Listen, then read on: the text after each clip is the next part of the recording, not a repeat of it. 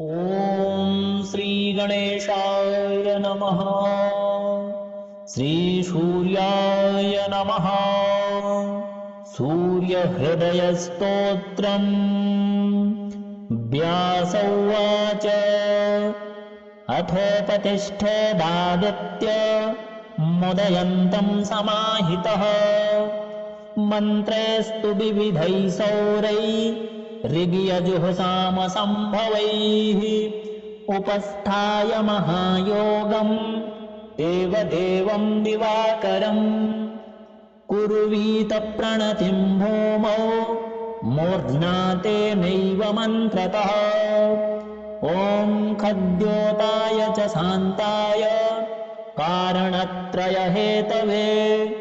निवेदयामि चात्मानम् नमस्ते ज्ञानरूपिणे नमस्ते घृणिने तोभ्यं सूर्याय ब्रह्मरूपिणे त्वमेव ब्रह्म परमो मापो ज्योतिरसोऽमृतम् भूर्भुवस्त्वमोङ्कारः सर्वरुद्रः सनातनः पुरुषः सन्महोऽन्तस्थम् प्रणमामि कपर्दिनम् त्वमेव विश्वं बहुधा जातयज्जायते च यत् नमो रुद्राय सूर्याय त्वामहं शरणं गतः प्रचेतसे नमस्तोभ्यं नमो मेढुष्टमायते नमो नमस्ते रुद्राय त्वामहं शरणं गतः हिरण्यबाहवे तुभ्यं हिरण्यपतये नमः अम्बिकापतये तुभ्यो मुमायाः पतये नमः नमोऽस्तु लीलग्रीवाय नमस्तुभ्यं पिनाकिने विलोहिताय भर्गाय सहस्राक्षाय ते नमः नमो हंसाय ते नित्य मादित्याय नमोऽस्तु ते नमस्ते वज्रहस्ताय त्र्यम्बकाय नमो नमः प्रपद्ये त्वां विरूपाक्षं महान्तं परमेश्वरम् हिरण्मये गृहे गुप्तमात्मानं सर्वदेहिनां नमस्यामि परं ज्योतिर्ब्रह्मणं त्वां परां गतिम् विश्वं पशुपतिं भीमं नरनारीशरीरिणम् नमः सूर्याय रुद्राय भास्वते परमेष्ठिने उग्राय सर्वभक्षाय त्वां प्रपद्ये सदैव हि एतद्वै सूर्यहृदयं जप्त्वास्तवमनुत्तमम् प्रातः कालेऽथ मध्याह्ने नमस्कुर्याद्दिवाकरम् इदं पुत्राय शिष्याय धार्मिकाय द्विजातये प्रदेयं सूर्यहृदयं ब्रह्मणा तु प्रदर्शितम् सर्वपापप्रशमनं वेदसारसमुद्भवम् ब्राह्मणानां हितं पुण्य नृसिंहेर्निसेवितम् अथागम्य गृहं विप्रः समाचम्य यथाविधि प्रज्वाल्य वह्निं विधिवत् जुहुयाज्जातवेदसम् ऋत्विक्पुत्रोऽथ पत्नी वा शिष्यो वापि सहोदरः प्राप्यानुज्ञां विशेषेण जुहुयुर्वा यथाविधि पवित्रपाणिः पोतात्मा शुक्लाम्बरधरः शुचिः अनन्यमानसो वह्निं जुहुयात् संयतेन्द्रियः व्यास उवाच अथोपतिष्ठेदादित्य मुदयन्तं समाहितः मन्त्रेस्तु विविधैः सौरैः ऋग्यजुःसामसम्भवैः उपस्थाय महायोगम् देवदेवं दिवाकरम् कुर्वीत प्रणतिं भूमौ मूर्ध्ना तेनैव मन्त्रतः ॐ खद्योताय च शान्ताय कारणत्रयहेतवे निवेदयामि चात्मानं नमस्ते ज्ञानरूपिणे नमस्ते घृणिने तोभ्यं सूर्याय ब्रह्मरूपिणे त्वमेव ब्रह्म परमो मापो ज्योतिरसोऽमृतम् भूर्भुवस्त्वमोङ्कारः सर्वरुद्रः सनातनः पुरुषः सन्महोऽन्तस्थम् प्रणमामि कपर्दिनम् त्वमेव विश्वम् बहुधा जातयज्जायते च यत् नमो रुद्राय सूर्याय त्वामहं शरणं गतः प्रचेतसे नमस्तोभ्यं नमो मेढुष्टमायते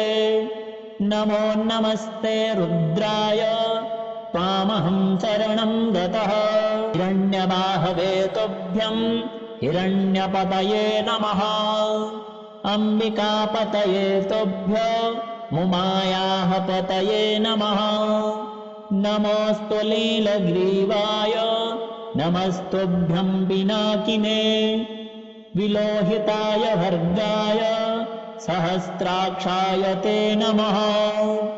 नमो हंसाय ते नित्य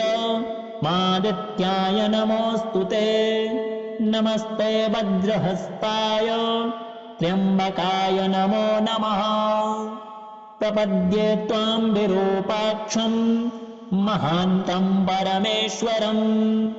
हिरण्मये गृहे गुप्तमात्मानं सर्वदेहिनां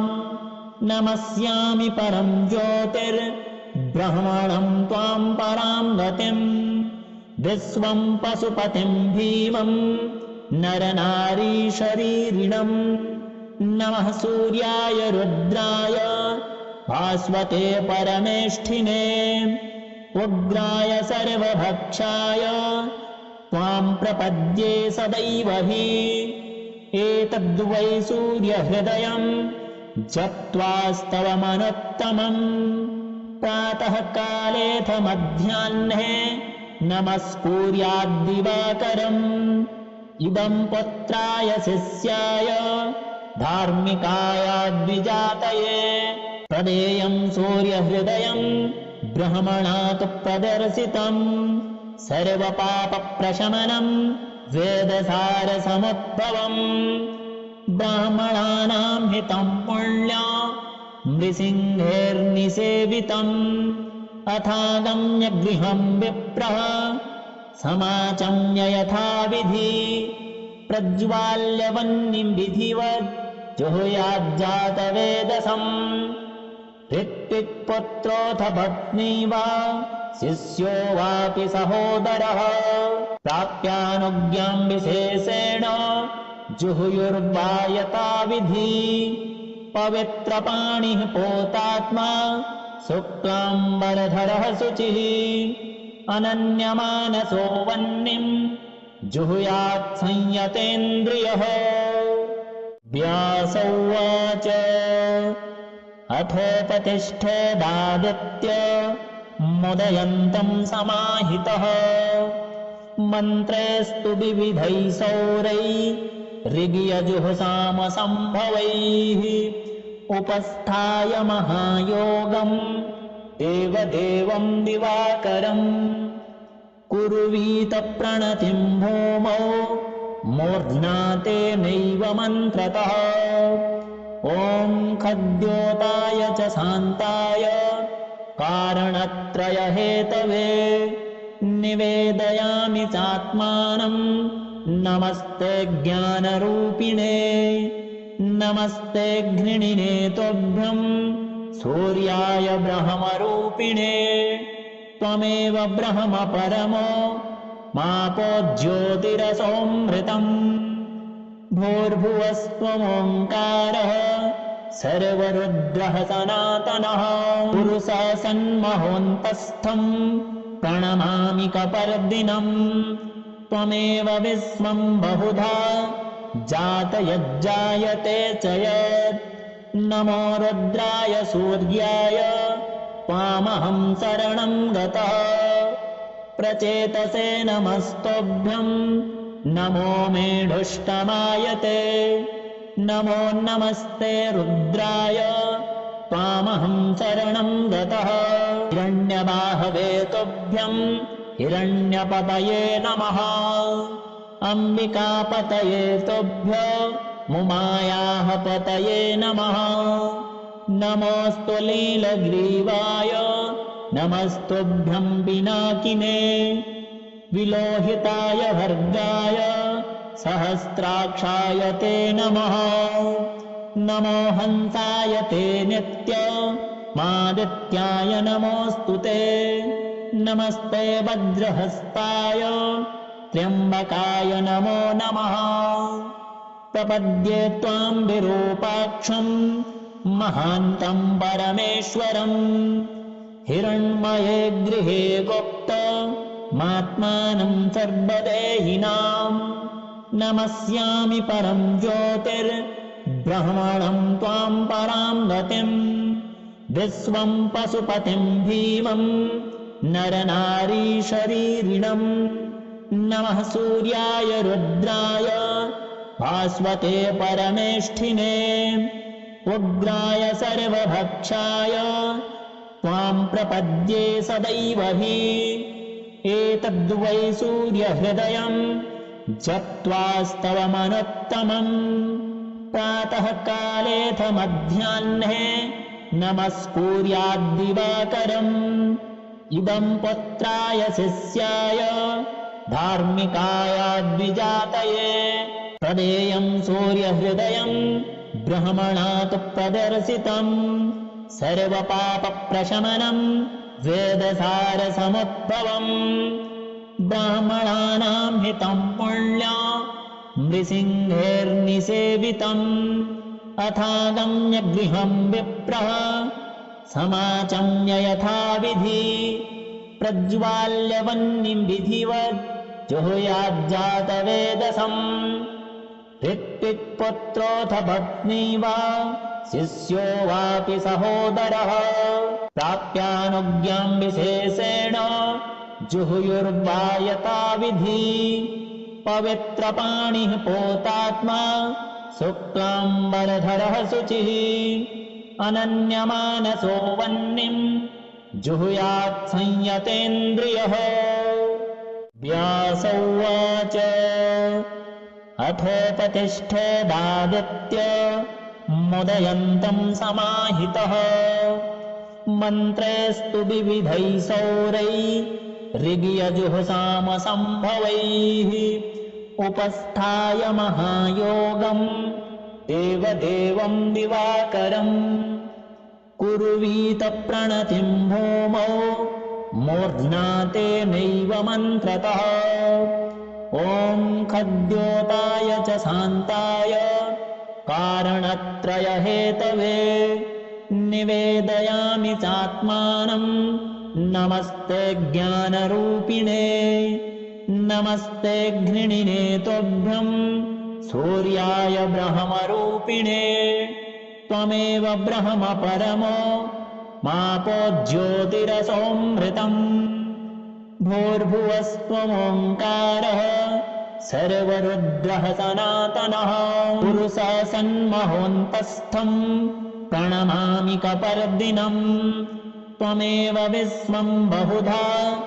जातयज्जायते च यत् नमो रुद्राय सूर्याय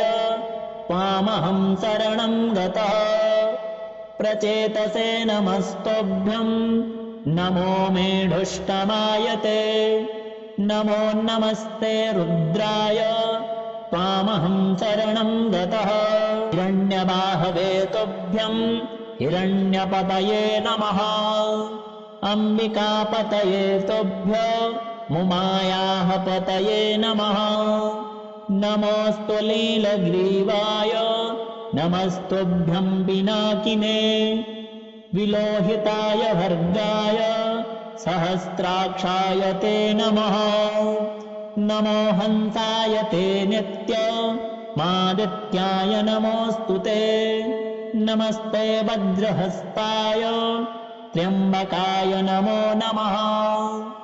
प्रपद्ये त्वां विरूपाक्षं महान्तं परमेश्वरम् हिरण्मये गृहे गुप्तमात्मानं सर्वदेहिनां नमस्यामि परं ज्योतिर्ब्रह्मणं त्वां परां गतिम् विश्वं पशुपतिं भीमं नरनारीशरीरिणम् नमः सूर्याय रुद्राय भास्वते परमेष्ठिने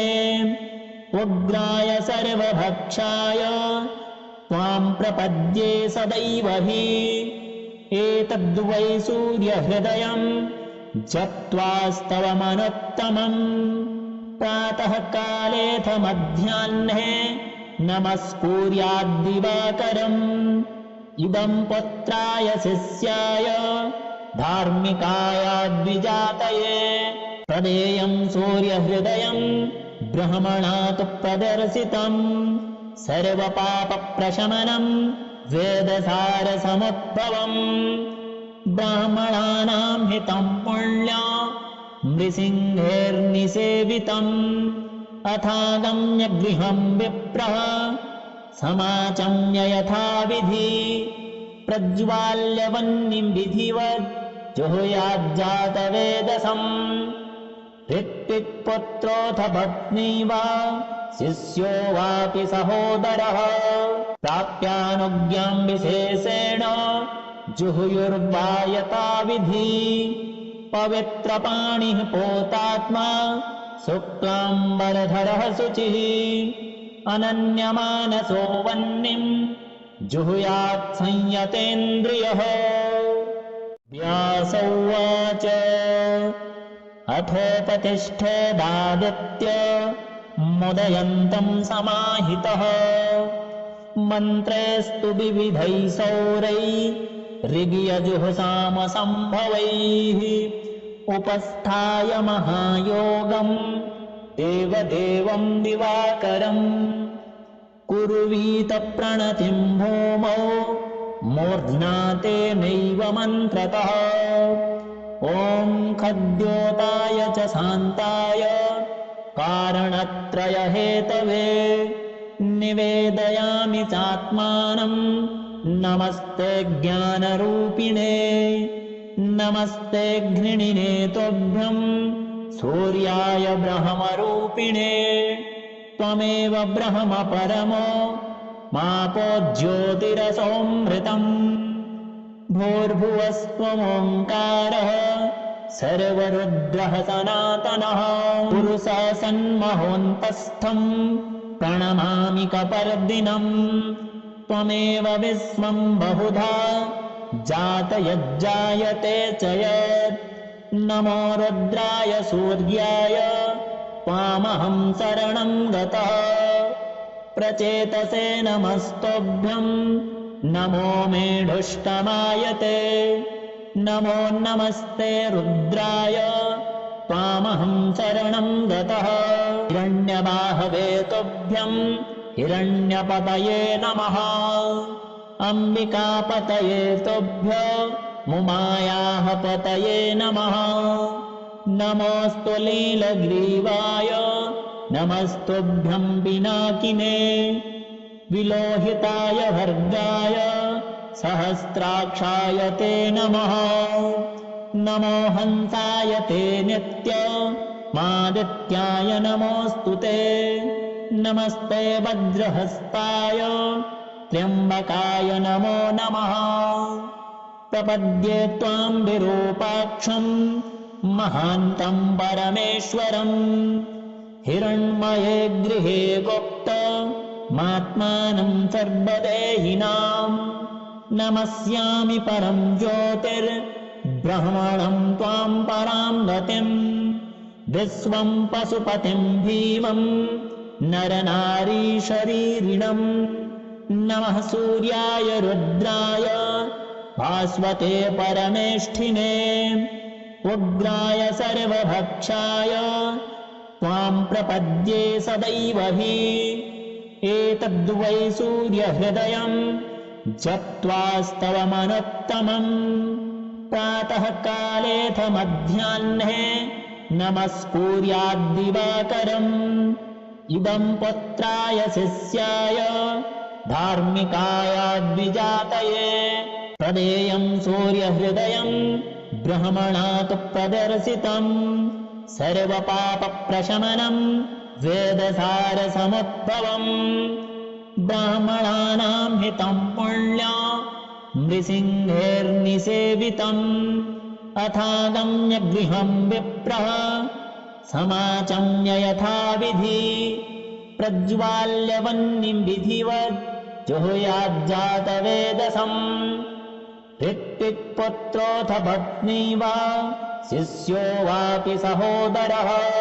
प्राप्यानुज्ञां विशेषेण जुहुयुर्वा यथाविधि पवित्रपाणिः पोतात्मा शुक्लाम्बरधरः शुचिः अनन्यमानसो वह्निं जुहुयात् संयतेन्द्रियः।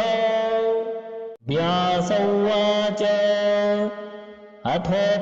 अथोपतिष्ठेदादित्य मुदयन्तं समाहितः मन्त्रेस्तु विविधैः सौरैः ऋग्यजुःसामसम्भवैः उपस्थाय महायोगं देवदेवं दिवाकरम् कुर्वीत प्रणतिं भूमौ मूर्ध्ना तेनैव मन्त्रतः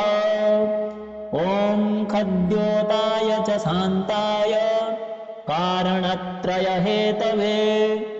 निवेदयामि चात्मानं नमस्ते ज्ञानरूपिणे नमस्ते घृणिने तोभ्यं सूर्याय ब्रह्मरूपिणे त्वमेव ब्रह्म परमो मापो ज्योतिरसोऽमृतम् भूर्भुवस्त्वमोङ्कारः सर्वरुद्रः सनातनः पुरुषः सन्महोऽन्तस्थं प्रणमामि कपर्दिनम् त्वमेव विश्वं बहुधा जातयज्जायते च यत् नमो रुद्राय सूर्याय त्वामहं शरणं गतः प्रचेतसे नमस्तोभ्यं नमो मेढुष्टमायते नमो नमस्ते रुद्राय त्वामहं शरणं गतः हिरण्यबाहवे तुभ्यं हिरण्यपतये नमः अम्बिकापतये तुभ्यो मुमायाः पतये नमः नमोऽस्तु लीलग्रीवाय नमस्तुभ्यं पिनाकिने विलोहिताय भर्गाय सहस्राक्षाय ते नमः नमो हंसाय ते नित्य मादित्याय नमोऽस्तु ते नमस्ते वज्रहस्ताय त्र्यम्बकाय नमो नमः प्रपद्ये त्वां विरूपाक्षं महान्तं परमेश्वरम् हिरण्मये गृहे गुप्तमात्मानं सर्वदेहिनां नमस्यामि परं ज्योतिर्ब्रह्मणं त्वां परां गतिं विश्वं पशुपतिं भीमं नरनारीशरीरिणम् नमः सूर्याय रुद्राय भास्वते परमेष्ठिने उग्राय सर्वभक्षाय त्वां प्रपद्ये सदैव हि एतद्वै सूर्यहृदयं जप्त्वास्तव मनुत्तमम् प्रातः कालेऽथ मध्याह्ने नमस्कुर्याद्दिवाकरम् इदं पुत्राय शिष्याय धार्मिकायाद्विजातये तदेयं सूर्यहृदयं ब्रह्मणा तु प्रदर्शितम् सर्वपापप्रशमनं वेदसारसमुद्भवम् ब्राह्मणानां हितं पुण्यं नृसिंहेर्निसेवितम् अथागम्य गृहं विप्रः समाचम्य यथाविधि प्रज्वाल्य वह्निं विधिवत् जुहुयाज्जातवेदसम् ऋत्विक्पुत्रोऽथ पत्नी वा शिष्यो वापि सहोदरः प्राप्यानुज्ञां विशेषेण जुहुयुर्वायताविधि पवित्रपाणिः पोतात्मा शुक्लाम्बरधरः शुचिः अनन्यमानसो वह्निम् जुहुयात् संयतेन्द्रियः। व्यास उवाच अथोपतिष्ठेदादित्य मुदयन्तम् समाहितः मन्त्रेस्तु विविधैः सौरैः ऋग्यजुःसामसम्भवैः उपस्थाय महायोगम् देवदेवम् दिवाकरम् कुर्वीत प्रणतिम् भूमौ मूर्ध्ना तेनैव मन्त्रतः ॐ खद्योताय च शान्ताय कारणत्रयहेतवे निवेदयामि चात्मानम् नमस्ते ज्ञानरूपिणे नमस्ते घृणिने तोभ्यम् सूर्याय ब्रह्मरूपिणे त्वमेव ब्रह्म परमो मापो ज्योतिरसोऽमृतम् भूर्भुवस्त्वमोङ्कारः सर्वरुद्रः सनातनः पुरुषः सन्महोऽन्तस्थम् प्रणमामि कपर्दिनम् त्वमेव विश्वम् बहुधा जातयज्जायते च यत् नमो रुद्राय सूर्याय त्वामहं शरणं गतः प्रचेतसे नमस्तोभ्यम् नमो मेढुष्टमायते नमो नमस्ते रुद्राय त्वामहं शरणं गतः हिरण्यबाहवे तुभ्यम् हिरण्यपतये नमः अम्बिकापतये तुभ्यो मुमायाः पतये नमः नमोऽस्तु लीलग्रीवाय नमस्तुभ्यम् पिनाकिने विलोहिताय भर्गाय सहस्राक्षाय ते नमः नमो हंसाय ते नित्य मादित्याय नमोऽस्तु ते नमस्ते वज्रहस्ताय त्र्यम्बकाय नमो नमः प्रपद्ये त्वाम् विरूपाक्षम् महान्तम् परमेश्वरम् हिरण्मये गृहे गुप्त मात्मानम् सर्वदेहिनाम् नमस्यामि परम् ज्योतिर्ब्रह्मणम् त्वाम् पराम् गतिम् विश्वम् पशुपतिम् भीमम् नरनारीशरीरिणम् नमः सूर्याय रुद्राय भास्वते परमेष्ठिने उग्राय सर्वभक्षाय त्वाम् प्रपद्ये सदैव हि एतद्वै सूर्यहृदयम् जप्त्वास्तव मनुत्तमम् प्रातः कालेऽथ मध्याह्ने नमस्कुर्याद्दिवाकरम् इदम् पुत्राय शिष्याय धार्मिकाय द्विजातये प्रदेयम् सूर्यहृदयम् ब्रह्मणा तु प्रदर्शितम् सर्वपापप्रशमनम् वेदसारसमुद्भवम् ब्राह्मणानाम् हितम् पुण्य नृसिंहेर्निसेवितम् अथागम्य गृहम् विप्रः समाचम्य यथाविधि प्रज्वाल्य वह्निम् विधिवत् जुहुयाज्जातवेदसम्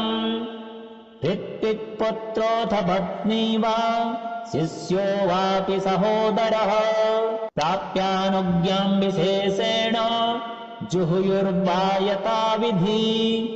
पवित्रपाणिः पोतात्मा शुक्लाम्बरधरः शुचिः अनन्यमानसो वह्निम् जुहुयात् संयतेन्द्रियः। व्यास उवाच अथोपतिष्ठेदादित्य मुदयन्तम् समाहितः मन्त्रेस्तु विविधैः सौरैः ऋग्यजुःसामसम्भवैः उपस्थाय महायोगम् देवदेवम् दिवाकरम् कुर्वीत प्रणतिम् भूमौ मूर्ध्ना तेनैव मन्त्रतः ॐ खद्योताय च शान्ताय कारणत्रयहेतवे निवेदयामि चात्मानं नमस्ते ज्ञानरूपिणे नमस्ते घृणिने तोभ्यं सूर्याय ब्रह्मरूपिणे त्वमेव ब्रह्म परमो मापो ज्योतिरसोऽमृतम् भूर्भुवस्त्वमोङ्कारः सर्वरुद्रः सनातनः पुरुषः सन्महोऽन्तस्थं प्रणमामि कपर्दिनम् त्वमेव विश्वं बहुधा जातयज्जायते च यत् नमो रुद्राय सूर्याय त्वामहं शरणं गतः प्रचेतसे नमस्तोभ्यं नमो मेढुष्टमायते नमो नमस्ते रुद्राय त्वामहं शरणं गतः हिरण्यबाहवे तुभ्यं हिरण्यपतये नमः अम्बिकापतये तुभ्यो मुमायाः पतये नमः नमोऽस्तु लीलग्रीवाय नमस्तुभ्यं पिनाकिने विलोहिताय भर्गाय सहस्राक्षाय ते नमः नमो हंसाय ते नित्य मादित्याय नमोऽस्तु ते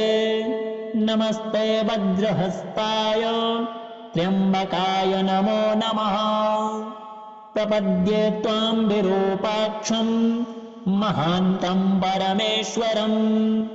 हिरण्मये गृहे गुप्तमात्मानं सर्वदेहिनां नमस्यामि परं ज्योतिर्ब्रह्मणं त्वां परां गतिं विश्वं पशुपतिं भीमं नरनारीशरीरिणम् नमः सूर्याय रुद्राय भास्वते परमेष्ठिने उग्राय सर्वभक्षाय त्वां प्रपद्ये सदैव हि एतद्वै सूर्यहृदयं जप्त्वास्तवमनुत्तमम् प्रातः कालेऽथ मध्याह्ने नमस्कुर्याद्दिवाकरम् इदं पुत्राय शिष्याय धार्मिकाय द्विजातये तदेयं सूर्यहृदयं ब्रह्मणा तु प्रदर्शितम् सर्वपापप्रशमनं वेदसारसमुद्भवम् ब्राह्मणानां हितं पुण्य नृसिंहेर्निसेवितम् अथागम्य गृहं विप्रः समाचम्य यथाविधि प्रज्वाल्य वह्निं विधिवत् जुहुयाज्जातवेदसम् ऋत्विक्पुत्रोऽथ पत्नी वा शिष्यो वापि सहोदरः प्राप्यानुज्ञां विशेषेण जुहुयुर्वा यथाविधि पवित्रपाणिः पोतात्मा शुक्लाम्बरधरः शुचिः अनन्यमानसो वह्निं जुहुयात् संयतेन्द्रियः व्यास उवाच अथोपतिष्ठेदादित्य मुदयन्तं समाहितः मन्त्रेस्तु विविधैः सौरैर्यजुःसामसम्भवैः उपस्थाय महायोगं देवदेवं दिवाकरम् कुर्वीत प्रणतिं भूमौ मूर्ध्ना तेनैव मन्त्रतः ॐ खद्योताय च शान्ताय कारणत्रयहेतवे निवेदयामि चात्मानं नमस्ते ज्ञानरूपिणे नमस्ते घृणिने तोभ्यं सूर्याय ब्रह्मरूपिणे त्वमेव ब्रह्म परमो मापो ज्योतिरसोऽमृतम् भूर्भुवस्त्वमोङ्कारः सर्वरुद्रः सनातनः पुरुषः सन्महोऽन्तस्थं प्रणमामि कपर्दिनम् त्वमेव विश्वं बहुधा जातयज्जायते च यत् नमो रुद्राय सूर्याय त्वामहं शरणं गतः प्रचेतसे नमस्तोभ्यं नमो मेढुष्टमायते नमो नमस्ते रुद्राय त्वामहं शरणं गतः हिरण्यबाहवे तुभ्यं हिरण्यपतये नमः अम्बिकापतये तुभ्यो मुमायाः पतये नमः नमोऽस्तु लीलग्रीवाय नमस्तुभ्यं पिनाकिने विलोहिताय भर्गाय